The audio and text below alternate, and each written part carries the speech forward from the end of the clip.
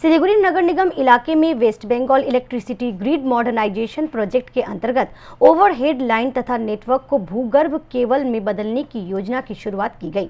42 number ward के eastern bypass में एक कार्यक्रम के बीच इस योजना की शुरुआत की गई।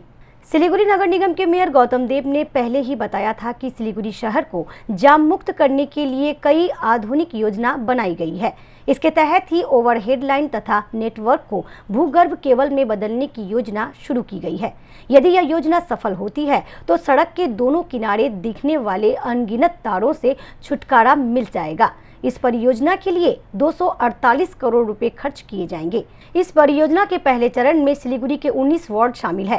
प्रथम चरण का काम पूरा होने के बाद दूसरे चरण के दौरान अन्य वार्डों में इस परियोजना के तहत काम शुरू किया जाएगा।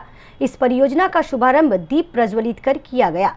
इस अवसर पर मेयर गौतम देव के अलावा डिप्टी मेयर रंजन सरकार, विद्युत विभाग के मेयर परिषद सदस्य कमल अग्रवाल समेत अन्य मेयर परिषद सदस्य, बोरो चेयरमैन समेत कई अधिकारी उपस्थित थे।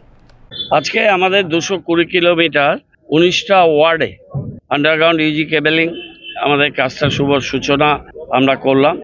248 কোটি টাকা প্রথম পর্যায়ের এই কাজ। এর সাথে আরো অ্যাডিশনাল আমরা রোড রেস্টোরেশনের জন্য আরো 6-7-8 কোটি টাকা আরো খরচ হবে। এসিডিসি যে টাকাটা দেবে তার বাইরেও এই কাজটা 18 মাসে শেষ হওয়ার কথা। এজেন্সি কাজ শুরু করে দেবে। আমরা চেষ্টা করব যে শিলিগুড়ির সমস্ত মানুষ, সমস্ত নির্বাচিত প্রতিনিধি সবার সহায়তায় এই কাজটা আমরা দ্রুত শেষ করতে পারি। ওভারহেড যেগুলো হাই টেনশন লাইনে 220 কিলোমিটারে সেটাও আন্ডারগ্রাউন্ডে চলে যাবে।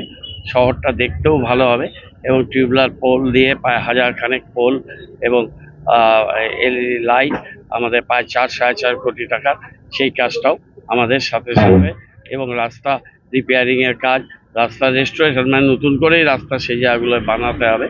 সেই কাজটা আমরা সাথে সাথে টেন্ডার আমাদের প্রক্রিয়া চলছে, সেই কাজটা আমরা সাথে সাথে করব। সেকেন্ড ফেজটা ফার্স্ট ফেজটা প্রোগ্রেস হলে সেকেন্ড ফেজে তারা এস্টিমেট প্ল্যানিং করছে সেটা করব।